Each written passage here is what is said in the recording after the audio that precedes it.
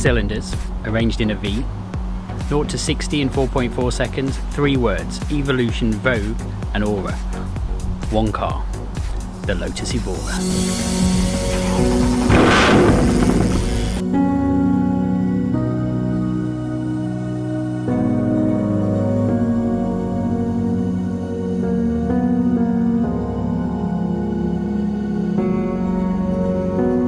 The Lotus Evora is a ground-up built mid-engine sports car made by people in Norfolk.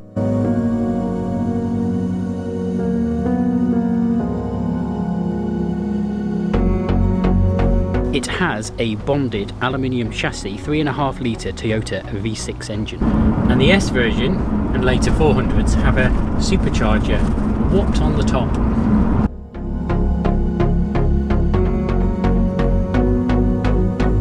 Its name, the Evora, comes from the combination of those 3 words: evolution, vogue and aura.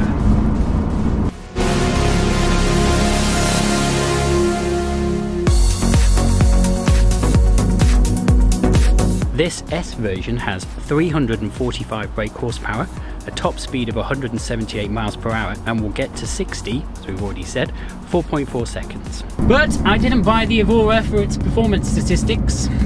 I bought it for its handling, driving dynamics, and its handy 2+2 layout.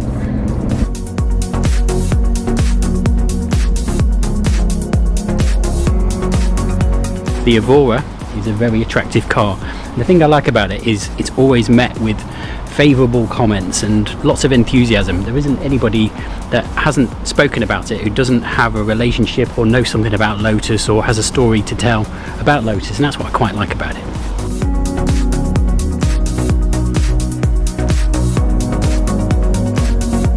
So how likely are you to see another Lotus Evora coming against you the other way in traffic? Well, put it this way, I've owned this car for about 10 months and I've only seen 2 other Lotus Evoras on the road at the same time whilst I've been out in this car.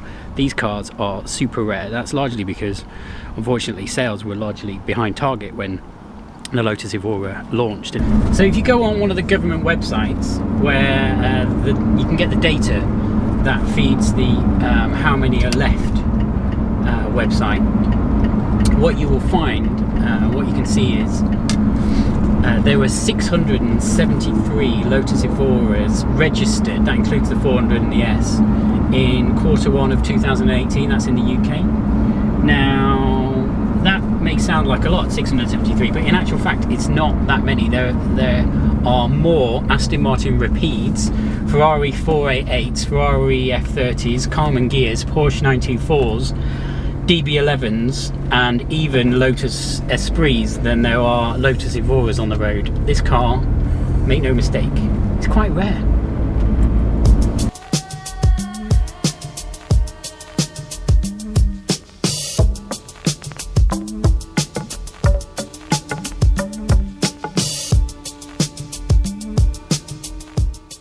So you've got rarity, looks and a decent turn of pace, but what else makes this Lotus Evora special? So if I can just be honest for a minute, the early Evoras are not perfect. Interior trim and fit is a little bit questionable. The gear change is notchy and getting in and out isn't really that easy in the early Evoras. It's pretty much only a little bit better than the Elise. However, once you're underway, these things all kind of melt away and you'll start to feel like you're almost kind of wearing this car. It gives you a feeling that very few other cars, certainly that I've driven, really offer you. Being in this Lotus does make you feel special. Who doesn't like to feel special? Who doesn't like feeling special? It's cool, right? All of the things that have been written about this car, the steering, the handling, all of those accolades, they ring true. This car will talk to you like no other. I ran over an iPhone the other day and the steering wheel not only told me the time, what the weather was, but also how many YouTube subscribers I had. Pretty impressive stuff.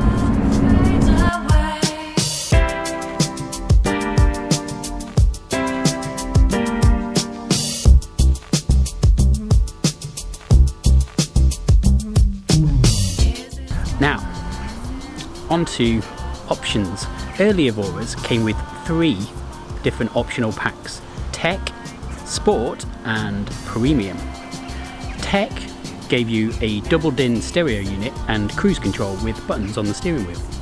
The Sport pack, which was standard on the S, which is what we have here, gives you a valved exhaust, sharpened throttle response, diffuser, cross drill brakes and a twin titanium exhaust.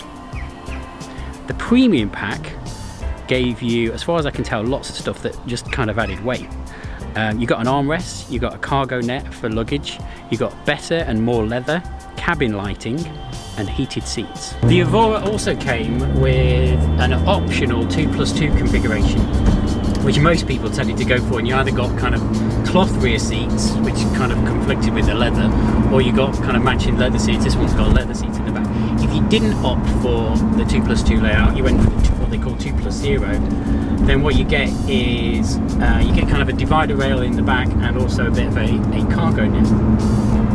What about value for money then? Well, if you're after a mid-engined car with 4 seats, there is only the Lotus Evora and the hybrid BMW i8 currently available on the market to choose from, and prices for a BMW i8 used are still around the kind of 80k mark, whereas in the UK that's £80,000. In the UK, the cheapest early normally aspirated Evoras are now starting around the £25,000 mark.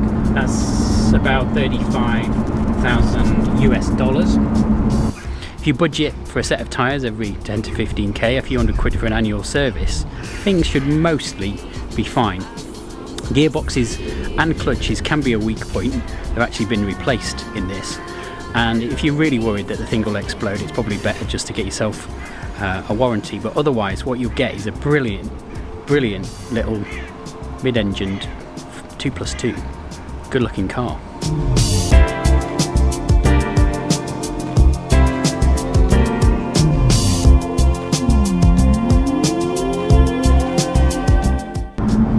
So inside the Evora, things are pretty cosy and it's very comfortable in here. You'll often hear the Evora be described as a grown-up Elise, and you'll often hear the Elise be described as a go-kart.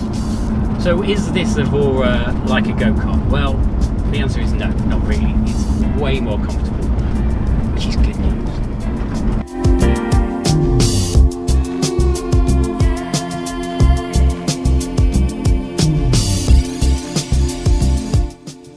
Okay, so sure, the pedals and the footwell are kind of positioned towards the centre of the car, but looking out you can still see kind of a decent sized front of the car, so that kind of gives you a bit more confidence.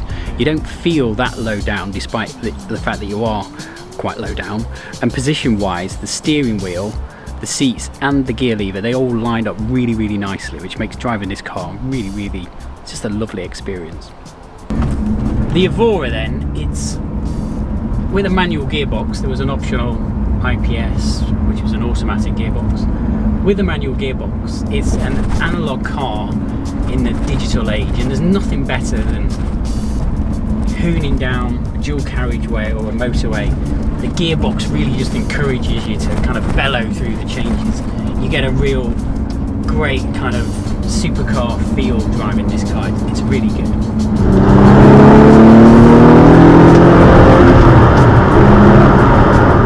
It's not a supercar though, it simply isn't big enough or powerful enough to qualify for that. But it does have all the right ingredients of kind of a mini supercar. That mid-engined layout, the rear wheel drive, the kind of cool round rear lights, that lovely swooping front you get there, and that wrap-around windscreen, just look at that. It's more like a mini McLaren than anything out there. It's also no V8, taking its V6 from a Toyota Camry. And coming from a BMW V8 M engine, this V6 engine is a bit more Eric Clapton than Metallica. It's reliable though, and we have Toyota to thank for that. Apart from I had to replace an oxygen sensor on it, see my other video for that, and that was really a bit of a pain. So if you want something that's reliable, mid-engined and well made, buy a Porsche Cayman. Yeah, Yes. No. Seriously. If you want something that's rare, unique, and still mostly reliable, mid-engined, and it has optional seats in the back, room for a couple of small people at least, then go for the Evora. The Lotus Evora. It's a car that wants you to have fun, feel special, and be comfortable.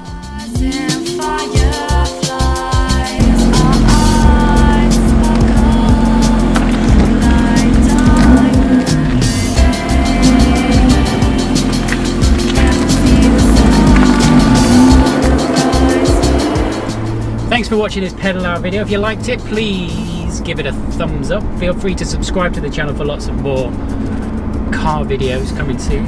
And write in the bottom, in the comments, tell me what you think. Tell me if you like the Lotus Evora or which your favourite Lotus is.